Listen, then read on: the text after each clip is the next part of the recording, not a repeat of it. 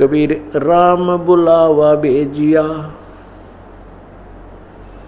दिया कबीरा रो।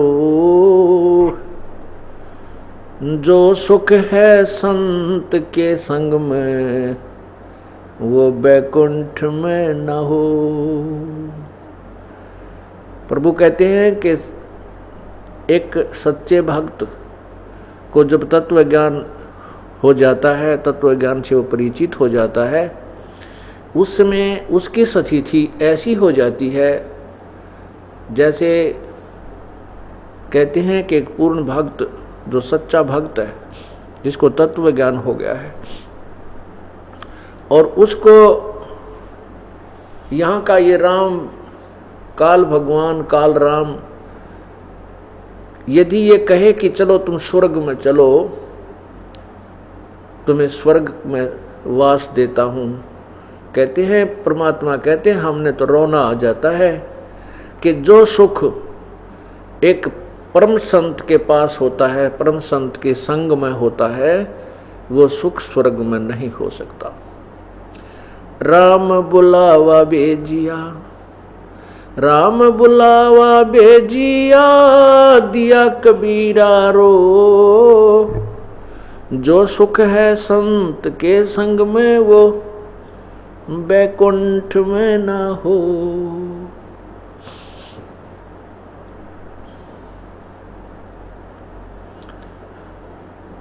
पूरे संत के ऊपर ही सारी महिमा चलती है। अब जहाँ भी गुरु का जिक्र आता है आध्यात्मिक सदग्रंथों में, तो वहाँ पूर्ण गुरु की तरफ ही संकेत होता है, बाकी ये नकली गुरु भी गुरु ही कहलाते हैं। जैसे डुप्लीकेट वस्तु होती है, उसका नाम भी उसी जैसा होता है, लेकिन वो ओरिजिनल वस्तु वाला कार्य नहीं कर सकती। उस परमपिता की कृपा से ही सत्संग में आना होता है। वो भक्त बहुत ही पुण्यकर्मी होते हैं जिनको सत्संग में आने का अवसर प्राप्त होता है। इसी समय में कोई हॉस्पिटल में पड़ा है, कोई किसी टेंशन में पड़ा है, किसी को कोई कष्ट है, कोई किसी कारण से कोई चोरी की तैयारी कर रहा है, कोई डाके की तैयारी कर रहा है, कोई 2 नंबर के काम की स्कीम बना रहा है, कोई राजनीति में उलझा बैठा है, कोई कुछ हो रहा है, किसी के साथ कोई झगड़ा हो रहा है। और जो पुण्यात्मा यहाँ सत्संग में पहुंची हैं, धन्य है उनके माता पिता जिनसे जन्म हुआ, धन्य है वह पुण्यकर्मी प्राणी जिनको यहाँ आने का सुअवसर प्राप्त होता है।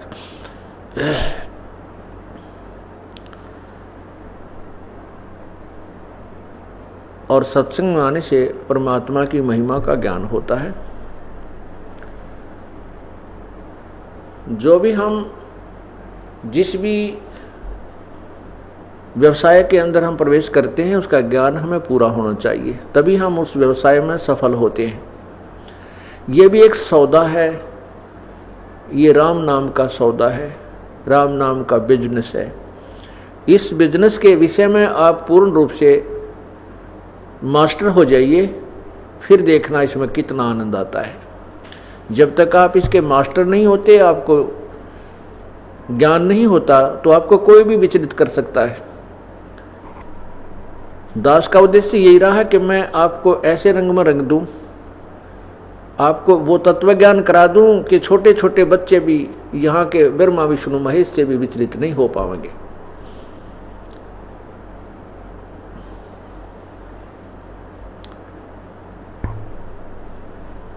और यहाँ के छोटे मोटे संत पंतों की तो कहनी क्या है, वो तो हमारे भक्तों को टस से मस कर ही नहीं सकते। तो उसके लिए आपका आवश्यक है कि आप अधिक से अधिक क्लास अटेंड करो, अधिक से अधिक सत्संग में आइए और ये सत्संग सुनिए। और मान लीजिए आप नहीं आ पाते हो, तो इस सत्संग की हमने सीडी बनाई हुई होती है, कैसेट बनी होती है, ऑडियो भी, वीडियो भी, MP3। हम पूरी कोशिश करते हैं कि ये ज्ञान जन जन तक पहुँचे। और जो बच्चा किसी सत्संग में नहीं आ सका, क्लास अटेंड नहीं कर सका, तो वो अपने घर बैठ के उस होम टास्क कर ले, उस कमी को पूरा करे। अवश्य सत्संग सुनना चाहिए।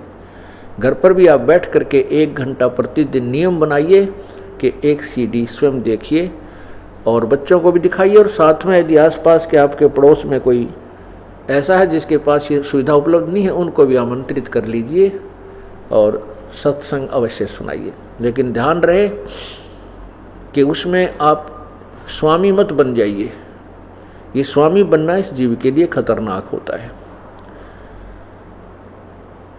अधीन दास बन करके ही अपना गुजारा कीजिए प्रभु की तरफ, तभी हम चल सकेंगे। जब हम दास बने रहेंगे, और कितना भी दान पुण्य सेवा करके भी आपके मन में ये नहीं आना चाहिए कि मैंने ऐसा कर दिया, मैंने ये दान कर दिया, मैंने ऐसी सुविधा उस व्यक्ति को दे दी, वो भक्त, उस भक्त को मैं बुला के लाया हूँ, उस भक्त को मैंने नाम दिलाया है। नहीं,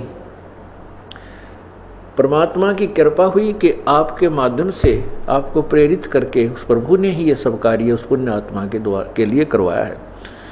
करे करावे साइयां मन में लहर उठा, दादू सिर दर जीव के वो आप बगल हो जाए। तो इसके लिए कहता है कि मैं करे सो मारिए। परमात्मा की वाणी कहती है मैं करे सो मारिए और तू करे सो छूट बे। इस मार में होशियार बंदे गधा बने के उठ बे। हो करे सो गद्दा होई, मैं करे सो बोक बे। और बंदा बिसारे बंदगी तो स्वान है सब लोक बे। क्या कहते हैं कि जो मैं करता है कि मैंने ऐसा कर दिया, मैं ये कर दूंगा, मैंने इतना दान कर दिया, मैंने फलाना कर दिया, मैंने इतने भक्तों को नाम दिला दिया, तो कहते हैं जो मैं करे सो मारिए। जो मैं को लेकर चलता है उसके ऊपर मार पड़ती है, परमात्मा उससे रुष्ट हो जाता है। और तू करे सो छूटवे, कि नहीं परमात्मा ये आप ही की कृपा है, हे प्रभु आप ही करवा रहे हो इस दास से, हम कुछ करने योग्य नहीं थे। तो कहते हैं तू करे सो छूट बे। इस मार में होशियार बंदे गधा बने के ऊंट बे। और जो इस तरह बकवाद करते हैं हु करे सो गद्दा होई और मैं करे सो बोक बे। और बंदा बिसारे बंदगी तो स्वान है सब लोक बे। हिरण्यकशिपु मैं किया कोटि 49 राज। ऐसे नरसिंह ले गया ज्योति तरकू बाज। कहते नरसिंह ने मैं करी थी, उस मैं का उसको क्या फल मिला कि नरसिंह ने ऐसे मार डाला। नरसिंह भगवान ने परमात्मा नरसिंह रूप धर के ऐसे मार डाला जैसे तीतर को बाज पक्षी 1 सेकंड के अंदर समाप्त कर देता है, मार डालता है। हमें उदाहरण देते हैं कि यदि आप भी मैं करोगे, अभिमान आपके अंदर समाएगा तो परमात्मा ये काल भगवान तुम्हें मार डालेगा। क्योंकि प्रभु अपना हाथ उठा लेगा तो काल फिर सिर पे मंडराता ही रहता है जीव के। सत्संग में आने से जीव को लाभ, बहुत ज्ञान होता है, लाभ होता है। कहते हैं संत मिलन को चालियो दिन में कई बारे। आसौज के में जो ये गणा करें उपकारी।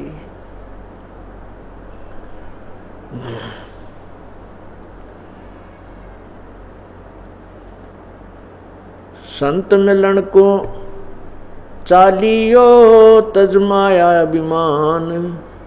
जो कदम आगे रखे ओहे यज्ञ समान। कितना पुण्य भी होता है साथ के साथ। सत्संग में जब आप चलते हो, कई दिन पहले ही आप अपने कार्य की एडजस्टमेंट करते हो। सर्विस वाला छुट्टी के लिए प्रयत्न जारी कर देता है। मजदूर है वो बेचारा अपने उसी तरह अपना काम को एडजस्ट करता है। किसान है, दुकानदार, बिजनेसमैन है, जो भी है वो कई दिन पहले से ही अपनी सेटलमेंट करके और सत्संग की तरफ चलता है। कहते हैं सत्संग में कैसे आना चाहिए। जैसे किसी व्यक्ति को किसी शहर के प्राइवेट और सरकारी हॉस्पिटल जवाब दे देते हैं और कहते हैं कि आप दिल्ली ऑल इंडिया इंस्टीट्यूट के अंदर अपनी चेकिंग कराइए। वो ज़्यादा संकेत नहीं देते, ज़्यादा डिटेल नहीं देते कि कहीं ये घबरा ना जाए, तो वो समझ जाता है मरीज कि बात बिगड़ चुकी है। वो चाहे कितना बड़ा अधिकारी हो, चाहे वो कितना बड़ा सेठ हो, चाहे वो कितना बड़ा अधिकारी जैसे कोई मंत्री या प्रधानमंत्री भी क्यों ना हो, चाहे राष्ट्रपति हो, जब उसको ये पता चल जाता है कि आपकी बीमारी कोई भयंकर हो सकती है, उस समय वो हॉस्पिटल में जब जाता है, उस समय वो भूल जाता है तू कौन है। उसको ये याद नहीं रहती तू बहुत बड़ा सेठ है, या तू बहुत बड़ा अधिकारी है, या तू राष्ट्रपति है। उसको उस समय अपनी बीमारी याद रहती है और उसकी गिग्गी बंधी रहती है कि हे भगवान, रिपोर्ट में पता नहीं क्या आएगा, रिपोर्ट में कहीं कैंसर तो नहीं है, रिपोर्ट में कहीं एड्स तो नहीं है, रिपोर्ट में कहीं और ऐसी भयंकर बीमारी ना हो। तो उस समय उसको जहाँ भी डॉक्टर लेटने के लिए कहता है वो लेट जाता है, बाहर बैठकर वेट करने के लिए कहता है तो चुपचाप वेट करता रहता है, रिपोर्ट की इंतजार करता रहता है। उस समय उसको कोई अभिमान नहीं होता, ना पद का, ना पोस्ट का, ना उस माया का। पुण्यात्माओं, जब आप इस सत्संग, ये सत्संग जो है, इसमें कई प्रकार का ट्रीटमेंट होता है। ये एक विद्यालय भी है और ये एक हॉस्पिटल भी है। जन्म मरण के दीर्घ रोग का ट्रीटमेंट इस सत्संग में होता है, जिसका कहीं इलाज नहीं। और अन्य बीमारियों का इलाज तो परमात्मा फ्री में करता है, वो तो कहना ही क्या है। डॉक्टर लोग भी जब कहते हैं कि भाई अब तो भगवान ही रखवाला है, जो हम दवाई दे रहे हैं ये भी अब कार्य करना बंद कर चुकी है, इसका परमात्मा ही। इससे आगे तो यूं कहा करें राम का नाम है, अर्थात सर्व प्रयत्नों के उपरांत भी परमात्मा ही आगे होता है, उसी की आवश्यकता हमें होती है। तो जब आप सत्संग की तरफ चलते हो, सत्संग में आते हो, तो आपका भाव उस दीर्घ रोगी की तरह होना चाहिए जिसकी अभी रिपोर्ट खुलनी शेष है, उसकी बीमारी का पता लगना शेष है, उसकी कैसी स्थिति होती है। इस दृष्टिकोण से आप सत्संग में आइए। आपको जहाँ भी बैठने का स्थान संकेत मिले वहीं बैठ जाइए। जो भी खाने को मिले भगवान का एक दास बन के उसी को खाइए। जिस प्रकार भी यहाँ कोई सुविधा या असुविधा हो उसकी मन में बिल्कुल मत लाइए। और कितना बड़ा अधिकारी या कोई सेठ या उच्च पोस्ट वाला है या कोई गरीब अमीर जो भी है, यहाँ एक बहुत ही अधीन रूप में उस बीमार की तरह यहाँ पर आना चाहिए। तो इस तरह आने से क्या लाभ होगा, इस तरह न आने से क्या हानि होगी। संत मिलन को चालियो तज माया अभिमाने, फिर जो कदम आगे रखे है ओहे यज्ञ समान। जितने भी कदम इस साधिनी के इस तरीके से आप आओगे सत्संग में, तो आपका एक कदम एक यज्ञ के तुल्य पुण्यदायक होगा। अब हिसाब लाना आप कहाँ से चले हो और यहाँ तक कितने कदम आपके हो गए, ये पुण्य आपको प्राप्त हुए। हम युगों युगों के भक्तिहीन हैं, हम कंगाल हैं, निर्धन हैं भक्ति में, और हमारे ऊपर इस काल का बहुत ज्यादा ऋण है। हमारे पाप कर्म बहुत अत्यधिक संचित हैं। हमारे जो पाप कर्म है वो अत्यधिक संचित हैं और हम निर्धन हो गए हैं। तो हमने हर प्रकार से अब धन बटोरना है, राम नाम का धन हर प्रकार से बटोरना है। वो कौन कौन से तरीके हैं? 5 यज्ञ हैं, ये पांचों यज्ञ भी हमने करनी है। और फिर ये 3 मंत्र हैं और एक प्राथमिक मंत्र है। इन सभी की हमने झाड़ी करनी है, मजदूरी करनी है, अर्थात इनकी साधना करनी है। तब हम उस परमपिता परमात्मा को प्राप्त कर सकेंगे और उस साधना से हम साहूकार होंगे और योग के बल से, भक्ति की शक्ति से हम सतलोक जा सकेंगे। उस धन से हम वहां जा सकेंगे, क्योंकि उसमें हमने सबका यहां अकाउंट क्लियर करना है। इस शरीर के अंदर यहां तक पूरे हमारे कमल बने हुए हैं, जिसमें मूल कमल के अंदर श्री गणेश जी, मूल कमल से 2 उंगल ऊपर स्वाद कमल होता है, स्वाद चक्र भी बिल्कुल बोलते हैं उसको, सावित्री ब्रह्मा जी, उस नाभि के पीछे नाभि कमल कहलाता है, उसके अंदर भगवान विष्णु और लक्ष्मी जी, और हृदय कमल में विष्णु और भगवान शिव और पार्वती जी, और कंठ कमल में यहाँ पीछे की ओर रीढ़ की हड्डी के अंदर की तरफ, बैकबोन के अंदर की साइड में यहाँ दुर्गा यानी शेरा वाली का कमल है। तो हमने वो साधनाएं करके इनसे पार होना है, आगे चलना है। सहस्रार कमल के अंदर ये ज्योति निरंजन है।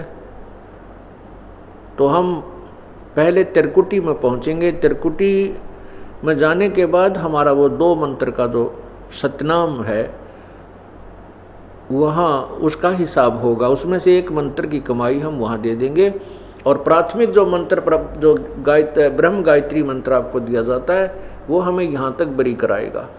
ब्रह्मा जी, दुर्गा जी, शिव जी और विष्णु भगवान और ब्रह्मा और गणेश जी के लोकों से हमने पार कराएगा।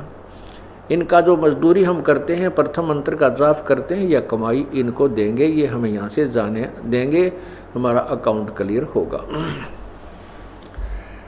और फिर त्रिकुटी पर जाकर के हमने ये जितने यज्ञ हम कर रहे हैं और ये ओम नाम का जो जाप सतनाम के अंदर है, उसकी कमाई हम त्रिकुटी पर जाकर इस ब्रह्म ज्योति निरंजन को दे देंगे, जिसने गीता जी का ज्ञान हमें दिया है।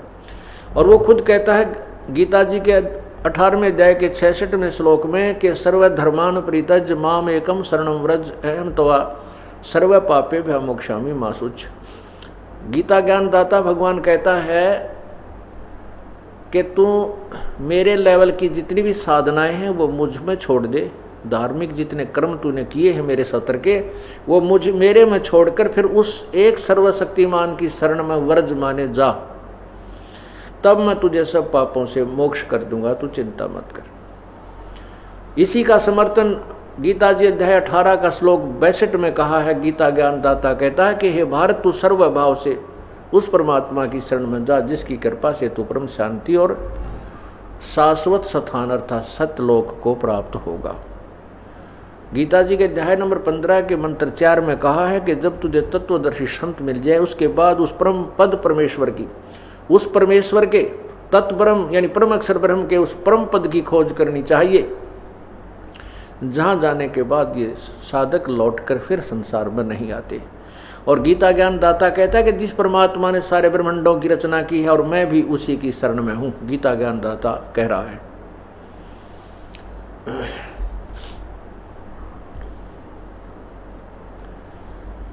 तो इस प्रकार सतनाम का जो दूसरा मंत्र होता है, ये 2 अक्षर का होता है सतनाम। तत् है वो तत् सांकेतिक है, जिन्होंने दूसरा मंत्र प्राप्त है उनको पता है। तो उस दूसरे मंत्र की जो कमाई हम आगे देंगे, जो परब्रह्म के लोकों को पार करेंगे। और तीसरा मंत्र जो सार नाम है, वो हमें सतलोक में स्थायी स्थान दिलाएगा, उसकी कमाई सतलोक में ले जाएगी। तो प्रसंग चल रहा है कि हमने धनी होना है, बहुत से यज्ञ करने हैं। राजा लोग धनी होते थे, वित्तीय धनी होते थे, वो बहुत से यज्ञ किया करते थे।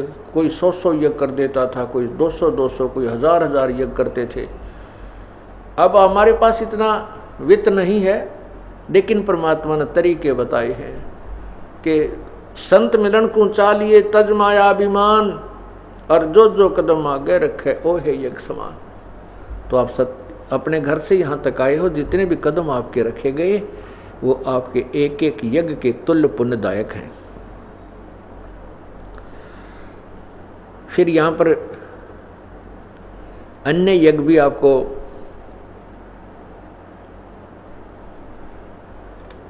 करवाई जाती हैं आपसे, जैसे ये ज्ञान यज्ञ चल रहा है और यहाँ पर हवन चल रहा है परमात्मा का। जितने भी पाठ भक्तजन करवाते हैं, प्रत्येक भक्त की एक एक ज्योति यहाँ अलग से जगाई जाती है, जो 3 दिन या 5 दिन या 7 दिन, जितने दिन भी ये सत्संग चलता है वो अखंड जगती रहती है। वो हवन होता है। हवन को लकड़ियाँ डालकर भी, लकड़ियों को एक कुंड बनाकर लकड़ियाँ उसमें डाल करके और घी डालकर भी हवन करते हैं। लेकिन संतों ने एक सिंपल वे बताया है, साधारण तरीका है कि एक रुई की ज्योति बनाइए और रुई की ज्योति में को किसी पात्र में रख कर के घी डाल दीजिए, उसको प्रज्वलित कर दीजिए प्रभु का नाम लेकर, वो हवन प्रारंभ हो जाता है। अब लकड़ियों में घी डाला जाता है तो लकड़ी जो जलती है कार्बन डाइऑक्साइड ज़्यादा बनती है। एक 100 ग्राम रुई में आप 10 क्विंटल घी का हवन कर सकते हो, बशर्ते कि वो घी उसमें प्रॉपर डालते रहिए। और 100 ग्राम रुई में जो कार्बन डाइऑक्साइड होगी और 100 क्विंटल घी को वैसे लकड़ियों में डालकर जलाने में बहुत लकड़ियों की आवश्यकता पड़ती है, कम से कम 20 क्विंटल 10 क्विंटल लकड़ियाँ लग जाती। तो कहने का भाव ये है कि संतों परमात्मा ने स्वयं आकर के ऐसा तरीका बताया कि हमें पाप कम हो और पुण्य अधिक हो। जैसे आप कैसे साहूकार, हम इतने कंगाल हो गए हैं, इतने निर्धन बन गए यहाँ पर, अपने पुण्य कर्मों को और स्वर्ग लोक ब्रह्म लोक आदि में समाप्त करके बर्बाद करके राजा बनकर खो दिए, और फिर हम कंगाल के कंगाल बन गए, हम निर्धन बन गए, पशु बने, पक्षी बने। पुण्य न रहने से हम पशु पक्षी अन्य योनियों में चले जाते हैं, और कुछ पुण्य अच्छे होते हैं तो मनुष्य योनि को प्राप्त करते हैं। इसमें भी हमें सुविधाएं फिर कर्मों के और पुण्यों के आधार पर ही कम अधिक मिलती हैं। तो परमात्मा ने ऐसा तरीका बताया है कि एक तो ये आपको बताया कि बहुत विनम्र होकर सत्संग माना चाहिए, या बहुत विनम्रता के साथ रहना चाहिए, अभिमान नहीं होना चाहिए, क्योंकि हमने परमात्मा पाना है। जब हम कार्य छोड़कर आते हैं, घर भी त्यागते हैं और अपना सब 2 पैसा भी खर्च करके आते हैं बसों में, तो हम यहाँ आते हैं तो उस काम को पूरा ही कीजिए। जैसे बच्चा स्कूल जाता है विद्यालय में और वो वहाँ विद्यालय के नियमों का पालन भी ना करता हो और पढ़ाई भी नहीं ठीक कर रहा है तो वो फेल हो जाएगा। असफल होने के बाद फिर बाद में बहुत पछताएगा, फिर पछताने से कुछ लाभ नहीं होगा। उसके लिए कहते हैं अच्छे दिन पाछे गए गुरु से किया ना हेत, अब पछतावा क्या करे बीरा चिड़िया चुगी खेत। तो पुण्यात्मा आप विद्यार्थी हैं, आप भक्त हैं, और आप भक्ति नहीं करोगे तो फिर लाभ क्या होगा? फिर इस स्कूल में प्रवेश पाने का आपको लाभ क्या होगा? कुछ नहीं होगा। इसलिए आप स्कूल में आए हो तो तन मन से परमात्मा पर आश्रित होजिए और धन, तभी आप परमात्मा को पा पाओगे। क्योंकि हर प्रकार से हमने प्रत्येक क्रिया को करके ही सफलता प्राप्त कर ली है। जैसे अभी प्रसंग चल रहा था कि हम निर्धन बहुत हो गए और परमात्मा ने ऐसा तरीका बना दिया कि हम शीघ्र साहूकार बन जाएंगे, धनी बन जाएंगे भक्ति की। कैसे? सतनाम पालड़ रंग होरी हो तो ना तुलाया राम। सतनाम पालड़ रंग होरी हो 14 लोक चढ़ावे राम रंग होरी हो। 3 लोक पासंग धरे रंग होरी हो तो ना तुलाया राम रंग होरी हो। क्या बताते हैं कि एक सतनाम, सच्चा नाम, सतनाम जो 2 अक्षर का होता है, जिसमें एक ओम मंत्र है और दूसरा तत्व मंत्र है जो सांकेतिक है, जो दास आपको बताता है। जब आप प्रथम मंत्र प्राप्त करके और 4 महीने के बाद आपको द्वितीय मंत्र अर्थात सत्यनाम दिया जाता है, उसको बताया जाता है। आप इसको किसी को नहीं बता सकते क्योंकि आप अधिकारी नहीं और आपको हानि हो जाएगी। तो ये सतनाम का एक सिमरन श्वास उस श्वास से करना होता है। परमात्मा कहते कहता हूँ कहीं जाते हूँ कहूँ बजा के ढोले, श्वास जो खाली जात है ये 3 लोक का मोल। और अभी गरीबदास साहिब जी ने परमात्मा से प्राप्त उस तत्व ज्ञान के आधार पर क्या बताया है कि सतनाम पालड़ रंग होरी हो। एक तराजू के, एक तुला के, एक बैलेंस के एक पालड़े में वन साइड तो रख दे श्वास उस श्वास के द्वारा सतनाम का एक मंत्र की कमाई, और दूसरी तरफ कहते यहाँ के 14 लोक, ये 7 नीचे के और 7 ऊपर के, ये 14 लोक, ये और ये 3 लोक अलग हैं, ये पाताल लोक, पृथ्वी लोक और स्वर्ग लोक। और इनमें ब्रह्मा विष्णु महेश की पुरी भी अलग होती है। तो क्या कहते हैं, ब्रह्मा विष्णु महेश के भी लोक 3 लोकों में अलग से 3 पुरी हैं, ये 3 स्थान हैं। तो यहाँ पर उन्हीं की तरफ संकेत है। कहते हैं कि उस एक तरफ तो श्वास, उस श्वास का एक सिमरन सतनाम का, यानी अधिकारी संत से प्राप्त करके उसकी कमाई रख दे, और दूसरी तरफ 14 लोक चढ़ा दे और 3 लोक पासंग धरे। पासिंग क्या होती है कि पहले पुराने समय में एक तराजू होते थे, ये हाथ तो पकड़े, अब तो बहुत सेंसिटिव आगे हैं, इलेक्ट्रॉनिक्स के भी तराजू बन गए हैं, बैलेंस बन गई है तुला। पहले देसी जुगाड़ हुआ करते अपने, और उसमें एक तराजू होता था और उस तराजू में भी डिफेक्ट होता था, पासिंग बोले डिफेक्ट हो उसमें। उस डिफेक्ट को ठीक करने के लिए, बैलेंस बनाने के लिए जो सामग्री तोला करते थे, जैसे कोई चने तोला है, गुड़ तोलता है या खांड तोला है, तो उसी में से कुछ उठाकर उस साइड में रख लेते थे जिस साइड में वो डिफेक्ट था, उसको लेवल करने के लिए, बैलेंस करने के लिए, इक्विवेलेंट करने के लिए। और उसी साइड में फिर बट्टे रखा करते, बाट, और दूसरी तरफ फिर वो कणक या जो भी तोलना है उसको तोला करते थे। कहने का भाव यह है कि जो वो पासिंग डिफेक्ट करने के लिए रखा करते, वह तो कोई कीमत नहीं होती, वो तुम ही गिरा करते ठा करके। तो यहाँ क्या बताना चाहते हैं कि एक सतनाम की कीमत इतनी है, जिस विधि से हम बताते हैं तुम कितने साहूकार बन जाओगे। सतनाम एक पालड़े रंग होरी हो, 14 लोक चढ़ावे राम रंग होरी हो, 3 लोक पासंग धरे रंग होरी हो, भाई तो न तुला तुलाया राम रंग होरी हो, तो भी वो पलड़ा भारी रहेगा। कौन सा? जो एक श्वास उस श्वास का सिमरन है।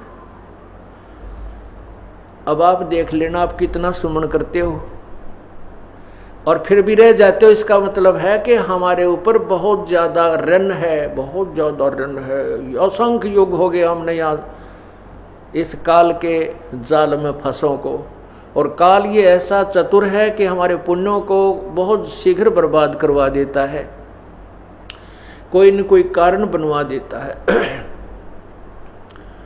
और फिर हम जैसे थे उसे फिर हो जाए। उसके लिए सावधान रहना होगा, हमने अपने पुण्यों को कहीं नहीं बर्बाद करना है। घड़ी डिमांड भी ना करनी चाहिए परमात्मा से, मन ये दे दे, मेरा ये हो जा, 2 कोठी हो जाए, एक और बना लूँ, ये भगवान एक छोरा का और थोड़ा प्लाट मिल जाए। हम यही तंग मांगते रह जाते हैं। नहीं, परमात्मा से आप मोक्ष, भक्ति और मोक्ष मांगिए, और भक्ति में ये सब अपने आप मिल जाएंगी जिनकी आप अलग से डिमांड करते हो। जैसे किसान गेहूं बीजता है और उस किसान के पास अपना कोई पशु भी नहीं है, ट्रैक्टर से सारा काम कर रहा है, तो गेहूं बीजेगा किस लिए कि वो अपने परिवार का पेट भरे। प्रथम तो उसने अपने परिवार की और अपने जो है जीवन रक्षा के लिए गेहूं की आवश्यकता है। उससे बचेगा जो सामग्री तो उसको बेचकर अपना अन्य काम वो करेगा। तो इसी प्रकार जैसे गेहूं बीज दिया, उसका उद्देश्य था अपनी रक्षा करना, अपना पेट भरना, परिवार का पेट भरे उस अन्न से। लेकिन गेहूं वो अन्न बनने से पहले भूसा पहले बनता है।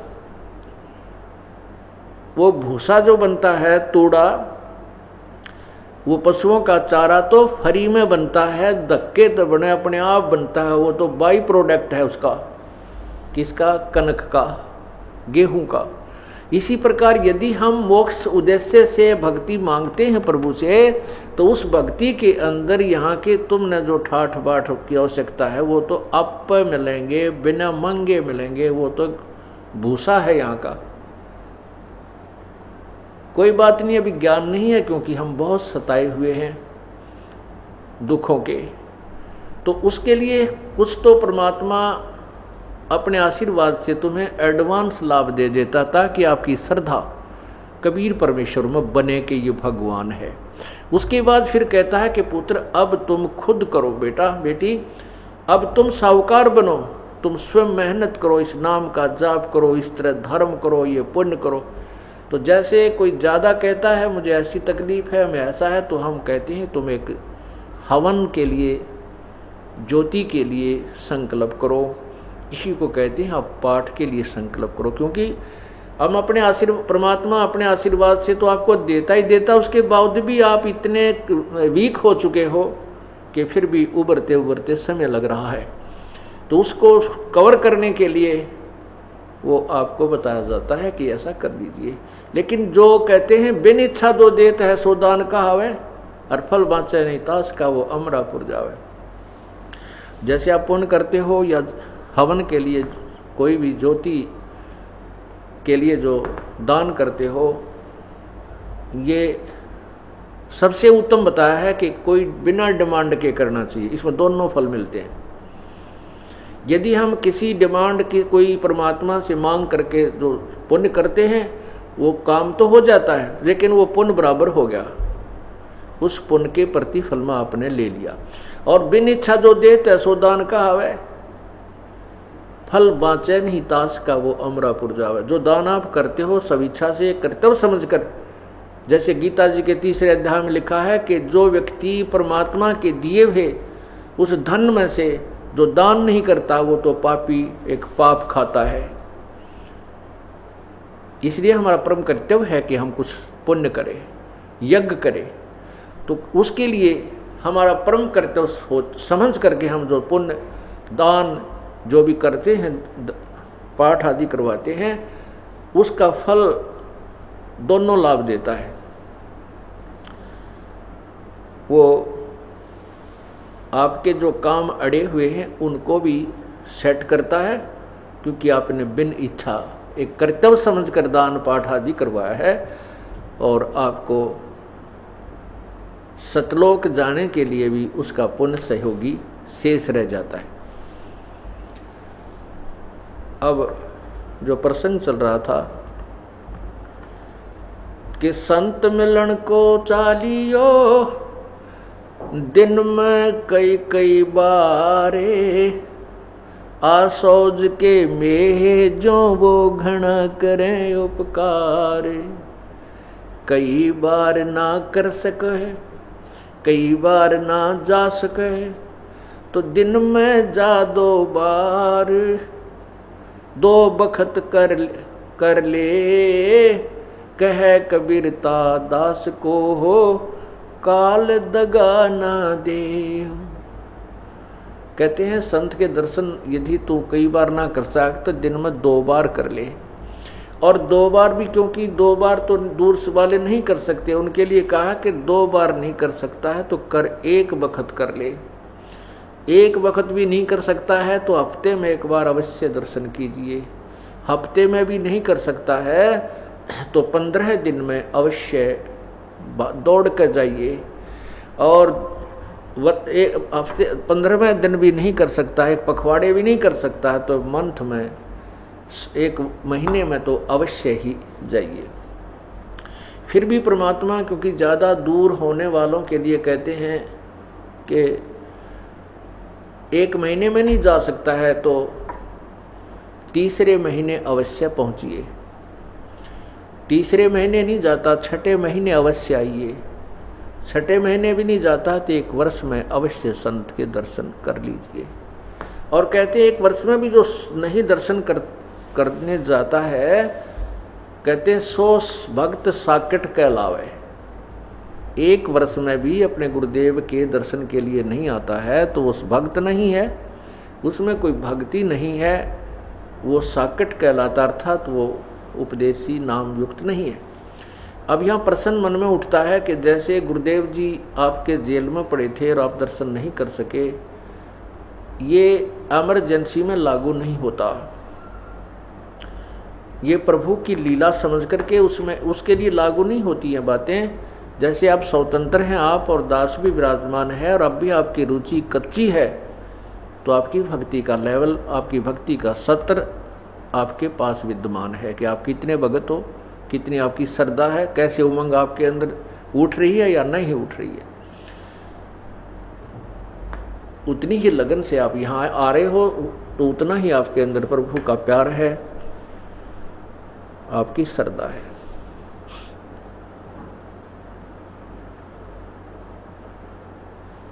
अब सतगुरु की महिमा जो बताई जाती है कि सतगुरु क्या क्या बताते हैं। सतगुरु के दरबार में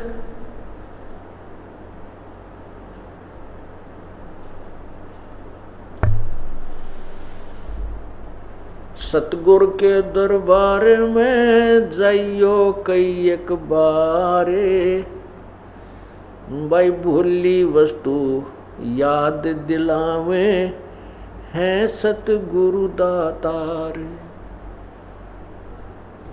सतगुरु के दरबार में जाइयो बारंबार, एक ऐसी भूली वस्तु याद दिलावे सतगुरु हैं दातार। हम क्या भूल गए? राम नाम सौदा करो, राम नाम निज सार है, राम नाम निज मूले, राम नाम सौदा करो भाई, राम नाम ना बोले।